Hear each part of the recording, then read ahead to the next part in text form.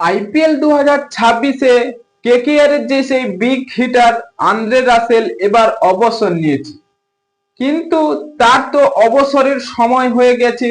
তাহলে কেকেআরে কি 2026 সালে তিনি সেই বিগ হিটিং গ্রুপে আবার দেখা যাবে? হ্যাঁ বন্ধুরা, কেকেআর ম্যানেজমেন্ট একটি নতুন আপডেট জানিয়েছে যে আন্দ্রে রাসেল এবার 2026 সালে খেলবে না। তার পরিবর্তে কেকেআর আনছে এক বিধ্বংসী ক্রিকেটার।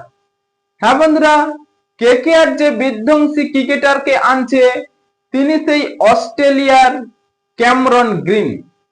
তিনি 3টি ফরম্যাটে দুর্দান্ত ফর্মে রয়েছে এবং অস্ট্রেলিয়ার হয়ে টি-20 ম্যাচে তিনি একাই 100। তাই এই ক্যামরন গ্রিন যেভাবে হাইট, যেভাবে ব্যাটিং করার দক্ষতা রয়েছে, সত্যি আইপিএলে তার মুম্বাই ইন্ডিয়ান্সের অনেকটাই কার্যকারী করেছে। তাই কেকেআর ফ্যানরাও তো চাইবে, কারণ এভাবে বিধ্বংসী ব্যাটিং একটা যেন কেকেআরে থাকে। সেই আন্দ্রে রাসেলের অবসরের পর কেকেআর সেই বিধ্বংসী ব্যাটিংকে দেখতে চায়। তাই কেকেআর ম্যানেজমেন্ট এই ট্রেড উইন্ডোতে ক্যামরন গ্রিনের ওপর ঝাঁপাবে। হ্যাঁ বন্ধুরা, তিনি যে মুম্বাই ইন্ডিয়ান্সের দুর্দান্ত ফর্মে রয়েছে সেটাই দেখা গিয়েছে এবং ফ্যানদের বড় আশা ছিল যে আন্দ্রে রাসেল হয়তো 2026 সালে শেষ বিদায়টা খেলবে, কিন্তু এবার তার বয়স হয়ে গেছে।